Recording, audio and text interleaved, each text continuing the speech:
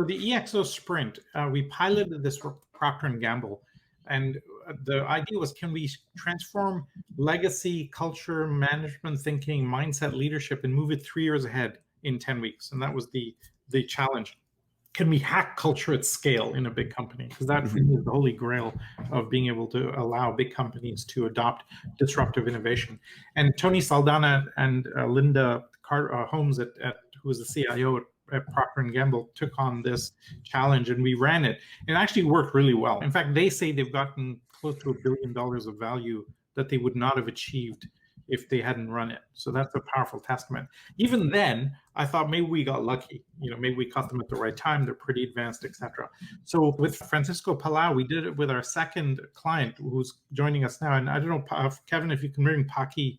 Can I ask a couple of quick questions? How many EXO sprints have you run or have been run? We've now done about 40 via our own selves and another 20 or 30 via the ecosystem. And I don't know how many others have run them themselves without us knowing about it. So I'm going to guess about 100 have been done. 40 for sure that we know about with big companies like Black & Decker, HP, Visa, Vodacom, etc. The average return on investment is about 70x. Average. And how long is the EXO sprint these days? It's 10 weeks. It's 10 weeks. It takes about 3 weeks to prepare. And then it's a 10-week elapsed process. Okay. And I'll just describe how we do this. We work with the CEO and senior management of the company, and we pick out 25 young leaders, future lieutenants that are the future of the business. Okay. And then we start, and that's what takes 2-3 weeks, because who are those folks? And it takes about 30% of their time because they actually do the actual work. It's a coaching model, not a consulting model.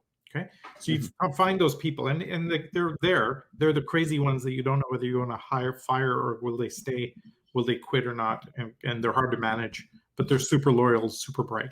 So those kind of people you want. Then we do an opening workshop that we call an awake session, which is we bring together the top 10% of management, which is typically the top 2-3 layers of management in that organization. So at Procter & Gamble, we did a division of 7,000 people. We got the top few hundred together. And we do a very shock and awe exponential technologies. Peter, you and I do this. We know them well. Right? And you basically blow their minds. It's a shock and awe event, specifically designed to break their minds. And then you leave them alone because they're kind of useless for what's coming anyway. Right. But the key is to break their thinking and to break their mindset. Then you take the 25 young leaders and they divide into 2 streams. One stream is looking at what disruptive ideas would you create at the edge of the company to blow it open 10x, like Nestle spinning off Nespresso, for example. And by the way, Angel, I did say 70x ROI. Emily has hard data on this. So it should be our main tagline. This is in the chat stream, Peter. So I'm no problem. So you 2 teams of 4 to 6 people each are off on the edge thinking about what disruptive ideas would you create at the edge that would blow the company 10x bigger. The second 2 streams are running internal questions: is how would you upgrade the metabolism in the mothership, and which EXO attributes do you apply to the mothership? Do you apply community, dashboards, algorithms, staff on demand? Which do you do and in what order? And they present. They go through 2 5-week innovation cycles. We give them coaches, we give them a process, we give them homework, and it's a very structured process. At the end of the 10 weeks, they present back to senior management. And we've pre-allocated typically $500,000 in funding per idea. And then if senior management likes the ideas, they fund them. And we've had 3 major outcomes from this. Number one, because we've broken the brains of the resistance at the beginning, when the new ideas show up, the legacy management doesn't attack them in the same way. That's number one. Number two, we found that when somebody has a great idea inside a company, they might get funded 5 or 10% of the time. After we run a sprint, they're getting funded 95% of the time. And the third is that these 25 young leaders go back to their day jobs and completely infect the rest of the company. And that's what achieves the cultural transformation that you want to achieve. So I don't know if we have Paqui backstage. Kevin, could we bring him on? Oh, Paqui. How are you, Salim? How are you, Peter? Hi, good morning, good afternoon, good evening. Well, Peter, if you don't remember, Paqui came to an SU executive program, I don't know, 2012, 2013? Yeah, many years ago now. we're all slightly older and more wrinkled, but more youthful inside. Paqui, you, as running the biggest insurance company in Mexico, Interproteccion, right, took on running an EXO Sprint. And I'd love for you to talk to the group in the audience. How did it move your leadership, culture, and management thinking 3 years ahead in 10 weeks, like we hope? Well, I suppose that the first thing that I have to tell everybody is that I read the first book of Salim, and I was super impressed, and I was super attracted to the ideas and everything. But the real thing is I didn't knew at that time how to download all the ideas and do the execution within our company. And when I met Salim, that was the one and only question. The idea seemed to be super attractive, but I don't know the way to download them to the company, no? So Salim told me about the EXO Sprints, and I suppose that we were the first one outside the US or something like that. It was also 5 or 6 years ago. And when Salim explained to me all the process to do the EXO Sprint, that was the thing that we were looking for, because that was walking the walk and talking the talk. And we did this 10-week sprint, and I wouldn't say that it rocked the culture. It totally blew it apart, and it was an opportunity to found a new culture with a total different point of view and focus on the future, and a totally different drive and attitude within the team, no? So it changed the mindset fundamentally. I remember also you said you've doubled revenues and tripled profits since then. Well, since last time we spoke, those were the figures. I suppose that even though we suffered the pandemic last year, we have been growing fivefold since we did the EXO Sprint. I suppose it shook the tree out, and everybody shifted the mindset, and everybody was focusing on the way to resolve all these problems. I just want to give you an example. When COVID started here in Mexico, it was in March 2020, and we assembled a team the way that we learned in the EXO Sprint, and in 72 hours, a COVID insurance solution for the clients and the future prospects. Within 90 days, we sold almost 500,000 policies. So I suppose it sounds quite challenging, but I have to be honest. Even though insurtech is picking up high speeds, but insurance is still one of the most legacy areas in the economic horizon. No? I just want to restate this to get this straight. COVID hits. You create a new COVID insurance product in 72 hours, and you have 500,000 customers within a few months. 90 days will be 3 months. So 90 days. That is mind-blowing. And anybody who knows insurance, launching a new product typically takes years. Forget months, not days. Not days. So that's unbelievable. Paqui, you did the same thing with the earthquake. So I'd love for you to talk to the community about, because you got together other insurance companies, right? Tell us about that. I suppose and Salim, I'm gonna jump. Paqui, congratulations on your successes. And Salim, always a pleasure, buddy. All right, go jump, Peter. Great to chat with you. We'll see you in space sometime. See you in the metasphere someplace. Yeah. See ya. 0G. Peter. Bye all. Okay. Well, I suppose that what we did in COVID was a ripple for the experiment that we did in 2017. We here in Mexico, we experienced a huge earthquake in the 19th of September 2017. And what we put together was also in 72 hours, kind of a super SWAT team. It developed a homeowners policy to cover, well, here in Mexico, the penetration of the insurance market is quite low. So almost, 90% of the people is not covered. So we put together not only the product in 72 hours, also a chatbot through Facebook that was placing all the insurance. And also through our non-for-profit organization, the foundation, we were willing to give out 10,000 homeowners policies. We thought that these were going to deploy in 30 or 40 days, but in the first 72 hours, we placed the 10,000 policies together. So I suppose that was quite the first hands-on experiment that was pushed to us through a crisis. But now we learned the way to respond in a speedy way to the crisis, and we were able to capitalize it in the pandemic and in the COVID situation that we had here in Mexico. So I'm just going to restate this because I want to be really clear about this. If for people that are aware, insurance is a very old model. It's been around for hundreds of years. People have very static, established processes. They do long actuary tables to work out whether a product will work. Is it financially viable? It's many years of risk management. An actuarial scientist is the original data scientist. And so they do long-term models, et cetera, to change the culture where you launch a completely new product from scratch in 72 hours and have massive sign up means it has to have a massive, every single person in the organization is operating in a very agile, nimble way and responding very quickly, right? And so this is a profound, I think, commentary. Can we interview you for the second edition, Paqui, and just talk through some of what you've been through so that we can include some of this material in the second edition of the book? I will be glad to help in any way. And so that's the product development. You also created an incubator for Interproteccion, right? On the side. And how has that gone? One of the byproducts of the EXO Sprint was to create a lab or an incubator. And we split, well, nowadays it has matured a lot. The lab is operating by its own, not in the edge of the organization, but totally a part of the organization.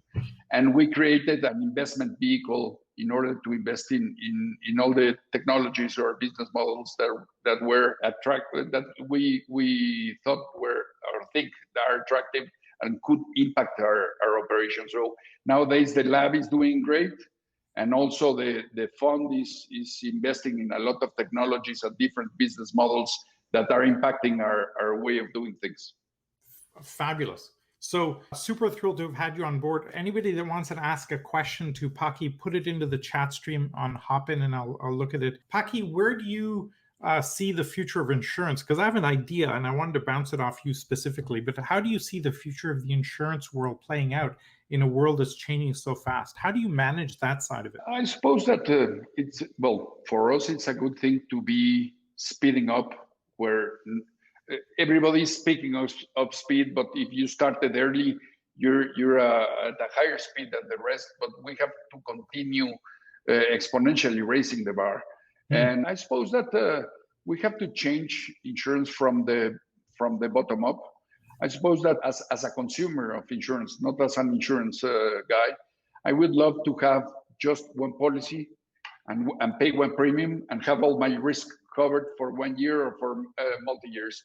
I suppose that we're pushing for that in a disruptive or innovative way. But there's a lot to do. There's a lot to do, a lot of work to get things done. But we're keeping ourselves happy and quite focused on the next 2 to 3 or 4 years. No? Excellent. I've got 2 questions from the community I want to bounce off you. Number 1 is from Angel Milev, who's asking, is the innovation efforts and the incubation you're doing, are they externally facing or are they servicing the needs of the company? And my guess is they're externally facing, looking at adjacent industries, etc. Correct? That's right. I suppose that at first we were totally envious and we were keeping the lab just for ourselves. But the creativity there was so big that we kept on pounding offers from focusing on other different industries and solutions. So I suppose that the mature thing was to take a decision and keep the lab focusing on whatever creativity could lead to them, no? Wonderful. And the second question is from Chandar in India, who's asking, why do other insurance executives, why are they so slow? Now, we know you're a little crazy, but why do you think the rest of the insurance business is so backward? I suppose that insurance is based on long-term horizons, no? Yeah. And if you take a decision now, it's difficult to realize the ripples that you're going to have in 5, 10, or 20 years. And I suppose insurance is still based on a non-fail environment. So the risk to take a wrong decision, it's a liability. It's such a big liability that not everybody takes or it's willing to take the decisions or to risk the status quo. And I suppose that the immune system in insurance is so high. I would like to have the immune system of insurance in my body to challenge COVID, no? Absolutely wonderful. So I've got a perception as to what I think is the future of insurance, and I want to get your feedback on it, right? As somebody in the industry. When I look at, say, drones, the technology in drones is changing so fast that the government doesn't have time to regulate it. And by the time they regulate it, the regulation is out of date. We see this already in the healthcare world. By the time the FDA regulates a drug, the drug is out of date today. And so this is a huge structural issue. I have a thesis as to what happens. I think the insurance industry will go to the government and say, okay, Mr. Government, you cannot regulate these domains. Why don't you let us handle it? We have an economic model and a risk model. We will say to the drone company, if you can get, the government will say to the drone company, if you can get liability insurance for your application, then you can do whatever you want with it. But you have to get liability insurance first. So then they come to you and you find the model that works and everybody can, because that makes a more nimble environment. I can't see how we don't get there. And tell me what your feedback is. I suppose you're totally right. I suppose that the business models move faster than the regulation, not only in insurance, but in each and every aspect of the economy. And I suppose that regulators can view these business models as a kind of a credit bureau that does the underwriting prior to the regulation. If somebody is willing to risk their capital to insure a risk, they're willing to comply with the regulations and with everything. So I suppose that these pieces are turning a little bit around because of the fast pace of the innovation that is going on within the economy. No? Yeah, absolutely right. And Jim Harris has posted a video on this, and he's actually one of the global experts on drones for folks that are interested. Ask Jim about the specific models there. Paqui, thank you so much for joining us. I have a last comment that I can still taste the tequila in the bottle that you gifted to us a few years ago. So at some point soon when we're able to travel, I've got my second shot now. I'd like to come to Mexico City and enjoy some tequila with you because it was absolutely lovely and magnificent. Your refill is already here in the office. So as soon as you come to Mexico, I'll send you the refill, and I will be super glad to say hello. I think there's a flight at 6 today. Okay. So thank you for the incredible trust in us to helping with taking on the sprint, and really huge congratulations in applying it in the way that you have. You've now taken what we worked on as a cultural change, but applied it to the earthquake industry, to COVID insurance, and you're really massively changing Mexico and the social fabric of Mexico, where people are actually feeling more safe, which is what insurance is all about. So that's a huge thing that you're doing for the entire country. So thank you so much for being with us and for everything that you do. No, thank you, Salim. And thank you for everybody for listening to us. Okay. Bye-bye. Take care, Paqui. Bye. All right, folks. So you have there a live testament from Paqui Casanueva, the CEO of Interproteccion, who ran the second ever sprint, right? And note that when you run a sprint, you're like taking the giant steamship, like super tanker, and tilting it this way. And you set off initially and it doesn't look much, but over time it becomes bigger and bigger and the outcome becomes huge. As he said, he got about his company is about 5 times bigger since he ran the sprint in about 4 years. So that's a pretty huge testament. For all of you folks listening, we are very excited about the outcomes of this sprint. And in fact, the second book, Exponential Transformations, that Francisco Palau wrote. And by the way, Francisco and Lars Hinrichs, who's on the call, drove a lot of that initial thinking, essentially open sources the sprint so that any single company can pick up that book, Exponential Transformation, which is a workbook, and go run a sprint in their company without any help.